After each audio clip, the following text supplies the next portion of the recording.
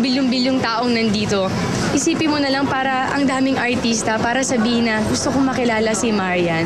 Parang ako yung nagdadala na thank you talaga sa kanya.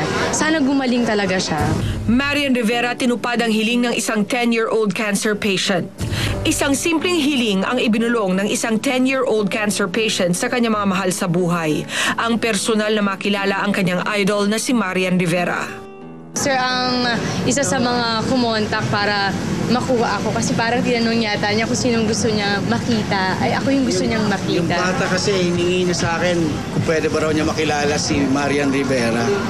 I came from the States. I don't know her. Sabi ko, pero hahanapin ko siya. And thank you very, very much. He's dying of cancer, so we're doing our best to just, give him a wish that we can deliver. And she did. She's here. Thank you. Pagkatapos ng kanyang story conference para sa kanyang pinakabagong programa na Tweets for My Sweets, dumiretso agad si Marian sa Philippine Children's Hospital para dalawin ang kanyang special fan. Alam mo, sa tuwing ire-request ako ng mga bata na gusto kong makita, hindi ko alam bakit malapit ako sa mga batang may cancer talaga. Sabi ko nga, hindi sila yung nabibigyan ko ng ligaya ako kasi mas talo kong napapatunayan sa sarili ko na ito yung simbolo ko as tao. Ito yung kahulugan ng buhay talaga. Oo, artista ka, lumalabas sa TV, nakikilala ka ng mga tao.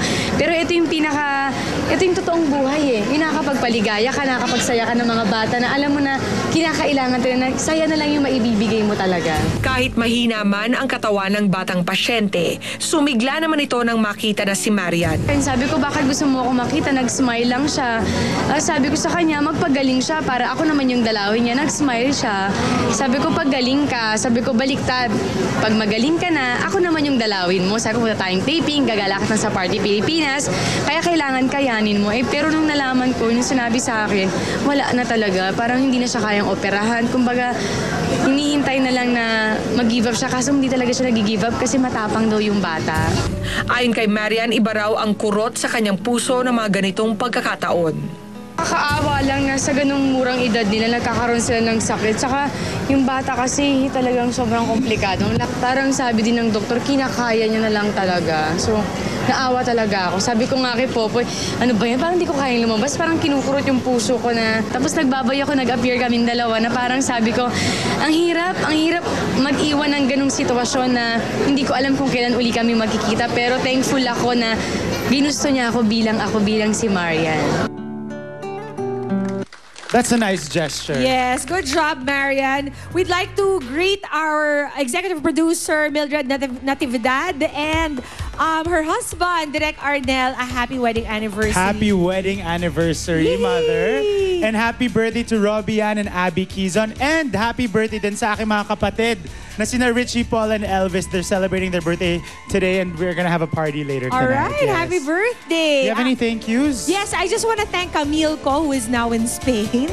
Ang social talaga ng stylist ko. And Coexist for my outfit. Also to the House of Abaji for my skincare. And I want to congratulate my sister-in-law, Andrea Mago, for delivering a healthy baby girl last week. Wow! Congratulations. Si Olivia, I'm going to meet her later. Ako naman gusto magpasalamat kay Dr. Vicky Bello, Sexy Solutions, Vivian Sarabia Optical, Elorde Jimena Ortigas, Dr. Shella Adahar Dental Clinic, Ton Lau, Zeng Zulweta, and Richard of Henry Calaig Salon, and of course, Sexy Chef and Magno. Yon. And Michelle Madrigal is gonna have an FHM promo schedule. April 12, radio tour, and April 13, autograph signing sa Robinson's Galleria, Movie World at 6 p.m. There you go. Alright, now coming from that Marian story, Pia, ito pang isang kwento ng pag-asa. Si Miss Nova Villa ay nag-direct ng sinakulo at inalay ang panatang ito para sa lalong pagbuti ng kalusugan ng Comedy King and her leading man na si Dolphy. Let's watch this. Nova Villa, namanata nitong Semana Santa para sa paggaling ni Dolphy. Ito ang napag-alamanan sa pagdalaw ng media earlier this week sa rehearsals ng idinidirect ni Tita Nova na sinakulo sa kanilang parokya sa Tandang Sora, Quezon City. Kahit halos 15 taon na palang panata ito ng veteran actress, espesyal niyang inaalay ang tradisyon ngayong taon para sa kalusugan ng matagal niyang nakapare sa showbiz, ang Comedy King na si Dolphy. Yes, itong aming ginagawa. At ito ding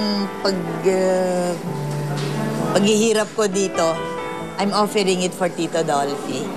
So, the whole Station of the Cross, itong aming rehearsals, itong aming pagpapagod at pagtatrabaho dito, I'm offering it to Tito Dolphy na tuloy-tuloy na talaga ang kanyang paglakas. Kasunod ito ng mga naglabasang espekulasyon for the past months na umano'y humihina na ang kalusugan ng Pinoy showbiz icon. Pero sa muling pagpapakita ng isang malakas at masayang Dolphy sa press kamakailan, isang dati nitong leading lady sa mga pinakanatuwa sa balita, kasabay ang isa nitong pangako. Babalitaan ko naman, malakas. I'm so happy talaga. Praise God. Nakaplano talaga ako. Nakaplano. It's just that, ang daming ang sumisingit ng mga, mga obligasyon, activities ko. Pero nakaplano talaga ako. Kaya, it's a good thing na interview nyo ako sa maipaabot ko. Tito Dolps, dalawig na isang araw. Samantala, siguradong marami ang nanibago sa kakaibang panata na ito ni Tita Nova. Malayo sa nakasanayan na ng publiko na isang magaling na komedyante sa telebisyon at pelikula. I am very strict. Quiet, please. Please, quiet.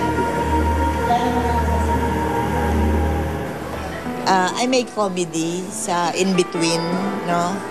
Pero I make sure na pag sinabi kong ganito. So, naman sila? Medyo mahirap kasi hindi mga artista, Mga parishioners ito, wala ditong artista. So, hindi sila sanay umarte. At saka ang maganda, willing naman sila na mag-try, willing naman sila na sumama sa panata na ito. At once na nag-start ka dito, tuloy-tuloy ito every year. Magaling siyang mag-direct sa amin. Ano yung pinakamalaking natutunan? Yung pag-i-internalize ng every scene or every dialogue na gagawin mo o bibitawan mo sa practices.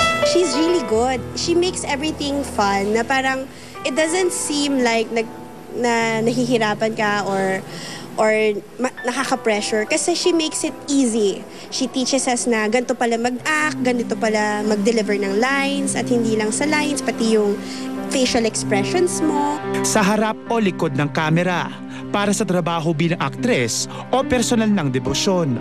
Nagsisilbing malaking inspirasyon para kay Tita Nova na may makabuluhang mapagkakaabalahan nitong Semana Santa. Wag lang natin kalimutan na itong Holy Week ay hindi lamang saya, ay merong saya after the resurrection sapagkat tinubos tayo ng Panginoon. Last week, nag-iwan ng maintrigang statement si Rufa May tungkol sa relasyon nila ni Boy 2. Alam mo kasi dapat siya munang sumagot eh. Ang tagal-tagal ng issue, di naman siya sumasagot eh. Yan na.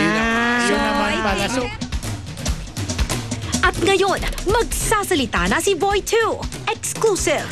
Actually po, naabutan po kami ng Showbiz Central dito at i-announce ko na sa inyo na totoo po. Susunod na ang una at eksklusibong tour sa private island ni Manny Pacquiao at ang mga pagsubok na hinaharap ngayon ng pambansang kamao turned Bible Ambassador. Iyahayag sa isang one-on-one interview kay Jeneline Mercado. Exclusive! Sumusunod ka sa kanya, sabi niya, you will be hated by everyone because of me, but the one who stands firm to the end will be saved.